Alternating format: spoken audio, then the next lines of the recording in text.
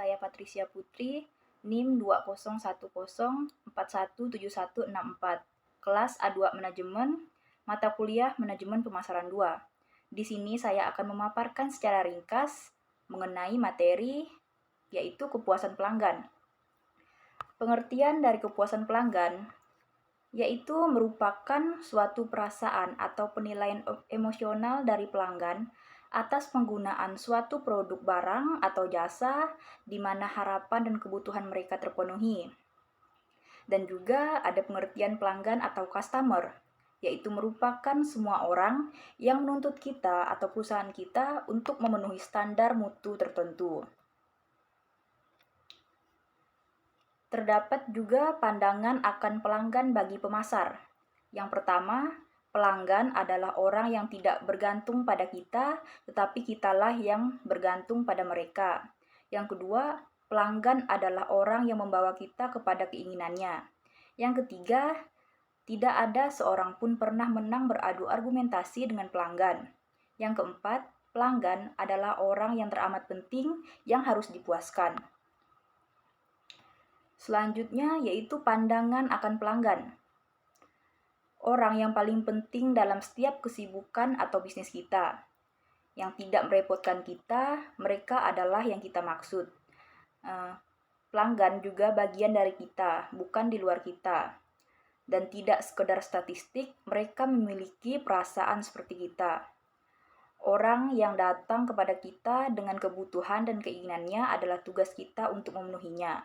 Serta mereka adalah darah kehidupan organisasi, tanpa mereka kita tidak ada. Selanjutnya ada 3 jenis pelanggan. Yang pertama ada pelanggan internal, pelanggan akhir, dan pelanggan antara. Pelanggan internal ini sendiri adalah pelanggan yang asalnya dari lingkup dalam bisnis yang membeli produk atau jasa yang nantinya akan dijual kembali. Jenis pelanggan ini meliputi karyawan atau agen atau organisasi.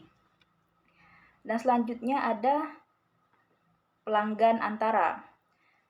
Ini adalah pelanggan yang bertindak sebagai perantara, produk biasanya bisa individu atau kelompok. Dan pelanggan terakhir yaitu pelanggan kita yang menggunakan produk atau jasa dari suatu perusahaan, contohnya konsumen. Terdapat keuntungan dari loyalitas pelanggan. Yang pertama, pelanggan yang loyal memberikan keuntungan yang besar bagi perusahaan. Selanjutnya, biaya yang dikeluarkan untuk mendapatkan pelanggan baru jauh lebih besar dibanding mempertahankan pelanggan yang ada. Dan pelanggan yang sudah percaya pada perusahaan dalam suatu urusan bisnis akan percaya juga dalam urusan lainnya. Biaya operasional perusahaan akan lebih efisien, serta pelanggan loyal sudah memiliki banyak pengalaman positif dengan perusahaan. Terdapat 5 kesenjangan yang menyebabkan kegagalan dalam penyampaian jasa. Yang pertama yaitu kesenjangan antara harapan konsumen dan persepsi manajemen. Manajemen mengira bahwa konsumen lebih menyukai ukuran makanan yang besar, padahal konsumen lebih mengharapkan menu yang banyak. Dan juga ada manajemen mengira bahwa konsumen lebih menyukai kecepatan sampai tujuan, padahal konsumen lebih menyukai kenyamanan dalam perjalanan.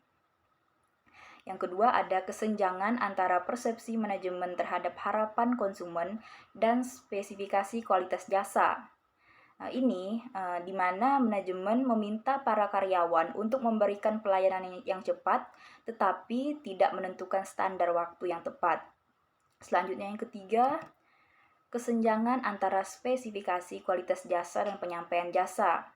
Contohnya para perawat harus mau mendengarkan saran dan keluhan dari pasien, tetapi di sisi lain juga harus memberikan pelayanan yang cepat kepada pasien yang lainnya.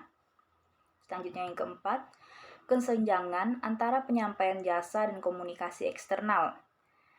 Promosi yang disampaikan menyatakan bahwa sekolah menyediakan laboratorium perpustakaan yang lengkap, tetapi kenyataannya biasa-biasa saja. Dan yang kelima, kesenjangan antara jasa yang dirasakan dan jasa yang diharapkan. ketika dokter memberikan perhatian khusus kepada pasien secara terus-menerus, namun pasien justru merasa takut. Dari mana perusahaan tahu mengenai kesenjangan-kesenjangan tersebut? Yang pertama yaitu ada sistem saran dan komplain atau complaint and suggestion system. Dengan cara menyediakan kotak saran, komunikasi dua arah menyiapkan petugas seperti customer care dan customer complaint, hotline service pelayanan 24 jam, telepon bebas pulsa, web, dan email untuk usul saran konsumen. Yang selanjutnya ada survei kepuasan pelanggan atau Customer Stratification Survey. Dengan melakukan survei ke lapangan, menyebarkan daftar pertanyaan, angket, kuesioner, wawancara langsung, telepon call, serta yang lainnya. Selanjutnya ada ghost shopping atau belanja hantu, yaitu di mana perusahaan dapat mengirim orang untuk berbelanja ke perusahaan saingan untuk mencari kekuatan dan kelemahan produk pesaing. Dan perusahaan juga dapat berpura-pura sebagai pembeli misterius dan berbelanja pada perusahaan sendiri untuk mengetahui bagaimana para karyawan melayani pembeli, menerima telepon pelanggan, dan menyelesaikan komplain dan keluhan lain dari para pembeli. Dan yang terakhir ada analisis kehilangan pelanggan atau lost customer analysis. Perusahaan akan melihat pertumbuhan jumlah pelanggan naik atau turun, serta perusahaan akan menanyakan dan mencari tahu sebab-sebab mereka berhenti menggunakan jasa. Dengan demikian, perusahaan akan dapat memperbaiki kesalahannya dan meningkatkan pelayanan yang lebih baik kepada konsumen. Baik, sekianlah pemaparan saya mengenai materi kepuasan pelanggan. Atas perhatiannya, saya ucapkan terima kasih.